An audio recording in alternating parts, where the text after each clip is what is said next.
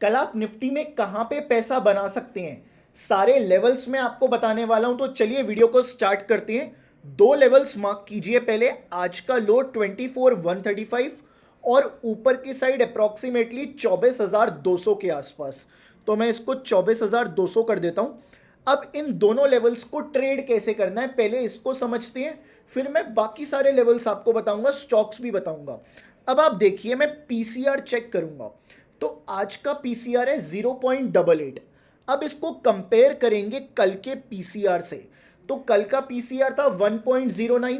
मैं next expiry ले रहा हूं तो पीसीआर हमें गिरता हुआ दिखा है। अब पीसीआर जब गिरा है तो किस वजह से गिरा है? क्या कॉल्स के बढ़ने से पीसीआर गिरा है? 7.36 की कॉल्स थी कल के दिन और आज के दिन 12 करोड़ की कॉल्स खड़ी हुई हैं। तो इसका मतलब पीसीआर डेफिनेटली गिरा है और कॉल्स की वजह से गिरा है। तो अब कैसे ट्रेड किया जाए? अगर प्राइस 24,200 के नीचे खुल के 24,200 के ऊपर निकलता है तो इंट्राडे में 50 पॉइंट आप ऊपर की तरफ कैप्चर करने को देख सकते हो बाय साइड पे ब्रेकआउट के लिए। बट अगर प्राइस 24,135 के ऊपर खुलता है और इसके नीचे निकलता है तो आप यहां पे लगभग 50 पॉइंट नीचे की साइड देख सकते हो सेल करके। तो ये आपके लिए लेवल्स हैं जो इस तरह से काम करते हुए दिख सकते हैं हम लोगों को। अब हम बात करते हैं बाकी लेवल्स के बारे में। सो गाइस, अभी मैं मार्क करूंगा इंट्राडे के सपोर्ट और रेजिस्टेंस के लिए अपना प्रोफाइल। सो अब कैसे ट्रेड किया जाए इस प्रोफाइल को लेकर के मैं मार्क कर लेता हूं आज का क्लोजिंग प्राइस 24,187। अब मैं इस लेवल को मार्क करूंगा और साथ ही साथ मैं मार्क करूंगा इस वाले लेवल को। चलिए, तो कैसे ट्रेड किया जाए इन दोनों लेवल्स को, क्वेश्चन यही है। अगर प्राइस आज के क्लोज को टच करके 24,194 आता है तो गाइज यहां से ना एक रिवर्सल दिख सकता है और हमें प्राइस नीचे आता हुआ दिखेगा आज के लो के आसपास। बट अगर कुछ ऐसा हो जाए, आज के क्लोज को टच करने से पहले 24,194 आ जाए तो यहां से गाइज बन सकता है एक ब्रेकआउट जो कि प्राइस को ऊपर लेके जा सकता है। और यही मैंने 24,200 के लिए भी बताया है। चलिए, अगर प्राइस आज के क्लोज को टच करने से पहले 24,162 आता है तो इंट्राडे में आप एक सपोर्ट देख सकते हैं इस प्राइस से। बट अगर कुछ ऐसा हो जाए, प्राइस आज के क्लोज को टच करके देन 24,162 आता है तो मेक श्योर इंट्राडे में आप बेचने के लिए ही देखें। यहाँ पे खरीदने का कोई मौका मेरे को लगता नहीं है कि मिलेगा आप लोगों को। तो ये आपके पास कमेंट्री है निफ्टी के छोटे लेवल्स के बारे में। तो चलिए अब हम देखते हैं निफ्टी के और ऐसे कौन से लेवल्स हैं जहां से इंट्राडे में ना रिवर्सल बन सकता है, मतलब बाजार ना रिवर्स करता हुआ दिख सकता है इंट्राडे के अंदर। 24,200 का है ये रहा। चलिए, तो अभी हम इसके लिए ना चेक करेंगे चेंज इन ओपन इंटरेस्ट का डेटा। मैं ना 28 जुलाई की एक्सपायरी का करूंगा, आज की एक्सपायरी का नहीं करेंगे, ठीक है। तो चलिए ऊपर की साइड देखते हैं कहां पे मार्केट हमें घूमता हुआ दिख सकता है। सो ऐसे कौन से लेवल्स हैं जहां पे बाजार हमें घूमता हुआ दिखेगा?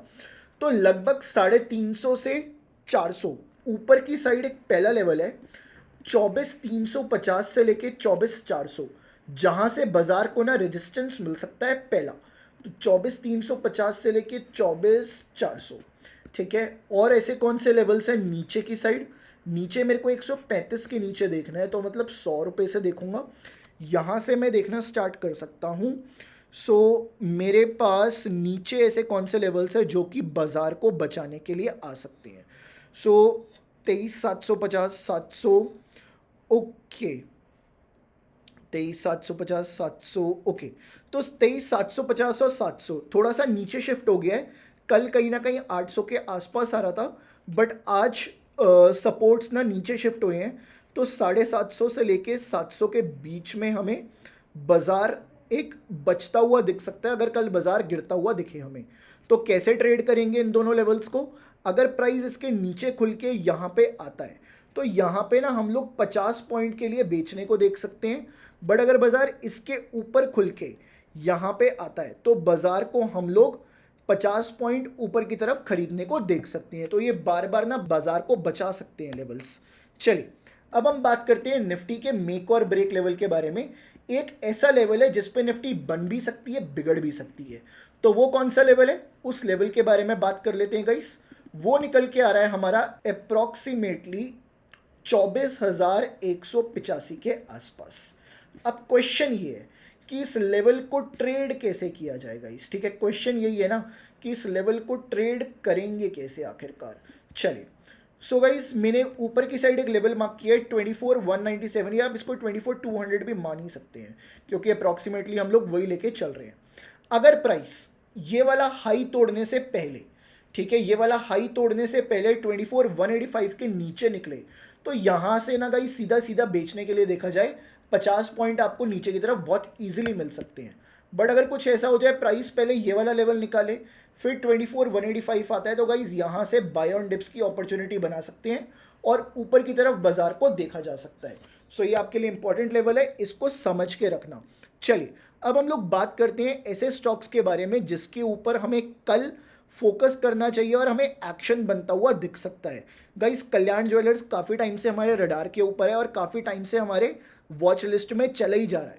चलिए तो बात करेंगे आज पहले टीवीएस मोटर्स के बारे में, क्या कुछ टीवीएस मोटर्स के अंदर बन रहा है और क्यों टीवीएस मोटर्स के अंदर आज इतनी बड़ी हमें रैली देखने को मिली है। तो मे बी इसके नतीजे आए होंगे, यस नतीजे आ सकते हैं टीवीएस मोटर्स के, और साथ ही साथ नतीजे आ भी चुके हैं। TVS Motors company shares rise 2.28% to 3,671 rupees. Okay, so almost आज 5% का राइज देखने को मिला है टीवीएस के अंदर। सो जो टीवीएस का क्वार्टरली प्रॉफिट है ना गाइस, वो जंप हो चुका है 51.4% से। गाइस 50% का क्वार्टरली प्रॉफिट जंप हुआ है और इसके पीछे का रीज़न था strong demand for premium brands. मतलब टीवीएस के जो प्रीमियम ब्रांड्स है ना, या लाइक जो टीवीएस के बेस्ट सेलिंग आइटम्स हैं, हमें उसमें और ज़्यादा कहीं ना कहीं बढ़ोतरी देखने को मिली है उनकी सेल्स के अंदर, और स्ट्रॉन्ग डिमांड आती हुई दिखी है टीवीएस के प्रोडक्ट्स के लिए। तो चलेगा, इस एक बहुत अच्छा पॉजिटिव मोमेंटम है ऑटो सेक्टर के लिए। और कहा यह जाता है कि जब इंडिया का ऑटो सेक्टर चलना स्टार्ट हो जाए ना, उसके पीछे पूरी इंडियन इकोनॉमी चल देती है। तो चलिए आगे की साइड देखते हैं अगला स्टॉक मन्नापुरम। सो मन्नापुरम को चेक करते हैं क्या कुछ इसके अंदर बन रहा है, आज क्यों इसके अंदर रैली आती हुई दिखी है। सो एज सच तो कोई न्यूज़ नहीं है मन्नापुरम के अंदर, बट येस इंपॉर्टेंट स्टॉक है कल के लिए। ऑलमोस्ट अपने लाइफ टाइम हाइस पे ट्रेड करता हुआ दिख रहा है और लाइफ टाइम हाई पे क्लोजिंग भी दी है आज मन्नापुरम ने। 350 को भी क्रॉस किया और उसके ऊपर क्रॉस करके क्लोजिंग भी देता हुआ दिखा है मन्नापुरम फाइनेंस। सो इसके ऊपर नज़र बना के रखें कल के सेशन के अंदर। अगला स्टॉक है आपके लिए पेटीएम। आज पेटीएम में ना एक भारी गिरावट देखने को मिली है, क्या कुछ वजह रही है इसके पीछे, इसको चेक कर लेते हैं एक बार। अर्निंग्स आती हुई दिखी थी हमें पेटीएम की, अब क्या कुछ इसके पीछे और वजह है इसको चेक करते हैं एक बार। Paytm stock slips 1% today despite Q1 earnings beat, Citi raises target, CLSA stays bearish. तो 1% का डिप देखने को मिला है। अब Q1 की अर्निंग्स भी आई हैं। अब सिटी ने क्या किया है, पेटीएम का टारगेट बढ़ा दिया है। कितना बढ़ाया है वो मैं आपको बता दूंगा, और साथ ही साथ जो CLSA है उसने पेटीएम का टारगेट कम कर दिया है।